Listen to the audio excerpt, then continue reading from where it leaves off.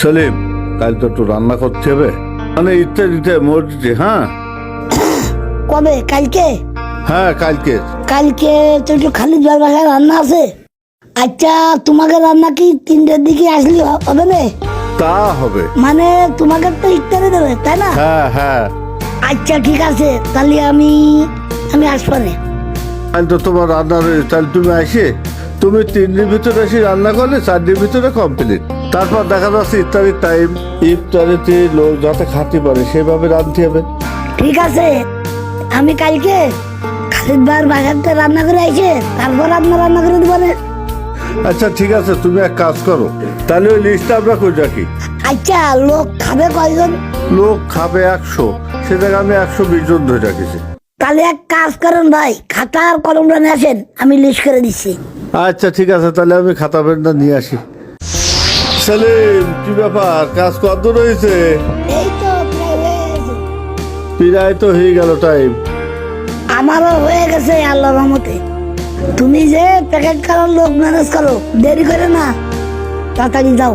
তাহলে আমি সেলিমে দেখে নিয়ে আসি প্যাকেট করার জন্য। আচ্ছা তুমি তাহলে রেডি করো।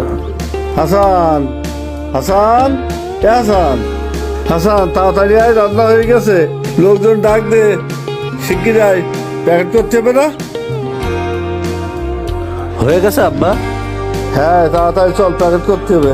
তুমি যে কাজটা করলে আব্বা, এটা কি ঠিক হলো কও? আমি ছোটবেলার থেকে দেখে আসতেছি তুমি প্রত্যেকটা কাজে কিপটেমি করো। এরকম কিপটেমি করে আর কতদিন আব্বা? তুমি যে 120 জনের রান্না করলে, কালকে আমরা হিসেব করলাম না হলেও 300-র উপরে লোক হবে। 120 জনের রান্নায় 300 লোক কিভাবে খাবে আব্বা? 120 জনের রান্না 300 কে 500 লোকও খাওয়ানো যাবে, তুই কি কিছু বুঝিস? শোনো আব্বা, আল্লাহ তালা কি আমাদের কম দেশে বলো?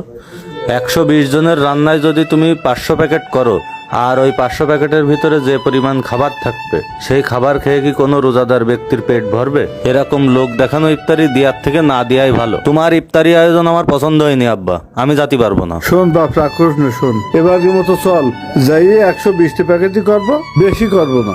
দরকার হয় আবার রান্না করে খাওয়াবো, তারপরও আমি 100 লোকের রান্না 300 লোকের আমি খাওয়াবো না। আসলে ভুল করে ফেলেছি। আয় চল বাপ। আব্বা, ভবিষ্যতে যেন এরাম ভুল করে না। কোনো কিছু দিলি দেওয়ার মতোই দিতে হয়, নাম ফুটানোর জন্য দিয়ে কোনো লাভ নেই। সেলিম, কি অবস্থা, রান্না কত দূর? এখনো হয়নি, তাড়াতাড়ি করো। আয় না তোরা, তাড়াতাড়ি কর, ইত্যাদি টাইম হয়ে গেল না। হাতে হাতে প্যাকেটগুলো করে ফেল, সময় আর বেশি নেই।